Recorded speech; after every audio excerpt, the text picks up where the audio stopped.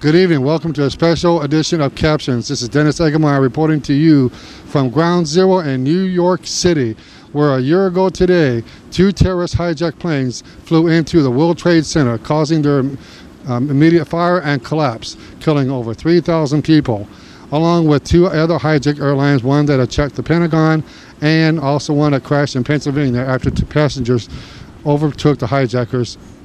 Over 3,000. I am here at Ground Zero, and you cannot imagine, to the left of me, the devastation of what stood a giant of commerce, two towers representing commerce and finance here in New York City.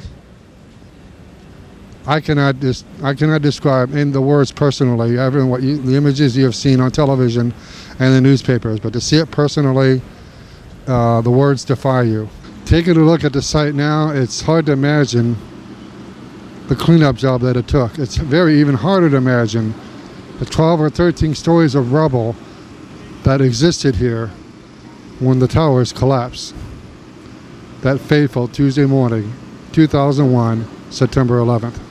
Actually, I was out in Long Island trying to get into New York at about 9 o'clock when they stopped all the trains from coming into New York. I believe they also stopped the trains from coming out of New York. I did get on the first train the very next morning at 6 a.m. and coming into Manhattan was like a ghost town. I was born in this city. My mother lives on the same block over here for 86 years, and I was a New York City detective here for 20 years. And it was just incredible. And this is my first time back here since about September 18th. And I just can't believe how different it looks now. It's incredible. You know, I mean, I used to come down to the World Trade Center all the time. You know, there was a ticket master in here where you would get tickets, same-day tickets. And I've been to Wonders of the World. I've been to a lot of the agencies in the building. And just to see this big empty space, it's just incredible. But had you seen it on September 18th, which I think was the last time I seen it, this is quite a cleanup job, tremendous cleanup job. Tell me about where you were on September 11, 2001. I was at work in my office building, and it was about 9:15, and we heard a loud boom. And we looked outside the window, and we can see the South Tower from where we are, but we're sort of, you can't see it as well because the Deutsche Bank building was in the way, but we could see dark smoke, and we saw tons and tons of papers flying around, like large confetti. Some of the papers were on fire. We didn't know what had happened. A little later, before the second plane hit, we found out that it was a plane, and we thought, oh, you know, maybe the pilot had a stroke or something. By the time the second one hit, we knew the first one was a plane, and we thought it was another plane hit, so we thought for sure it was a terrorist attack. And we went downstairs.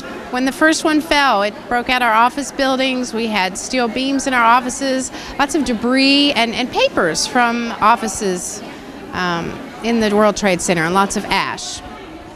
Once you realized what was going on, what was the mood or the feeling of the people in your office? Well, some people were very nonchalant and they just wanted to get back to work. Some people were completely freaked out and couldn't speak. Some people were calm. I work for a stock exchange, so we have a trading floor. So we went down on the trading floor where our PA system was working. The plane hitting the second building knocked out our PA system throughout our building, but it worked on the trading floor, and from there we had television screens. So most of us were in complete shock. We didn't really know what to do. We didn't know whether we should stay in the building or leave the building or what was the best thing to do. What did you end up doing? I ended up leaving about 10 minutes before the first building fell, and I was a couple blocks away by that point. Our office building is just 1 block from the Trade Center.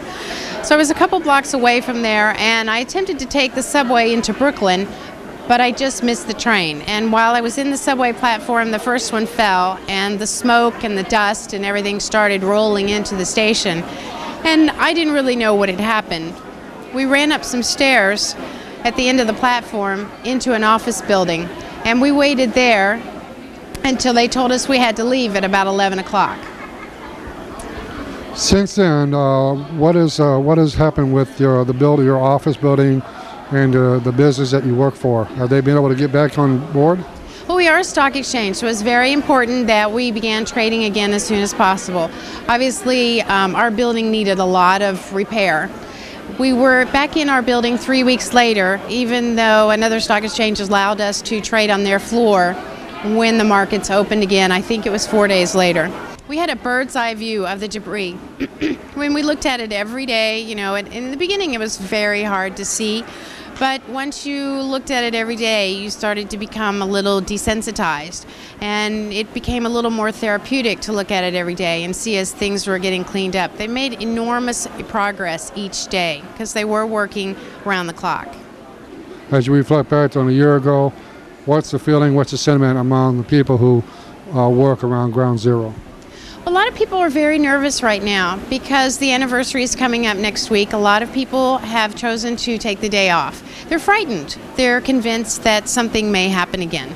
Other people are still having trouble dealing with the trauma that they went through. Some people saw some rather unpleasant things and had some very scary experiences that were in the street when the buildings fell and things like that.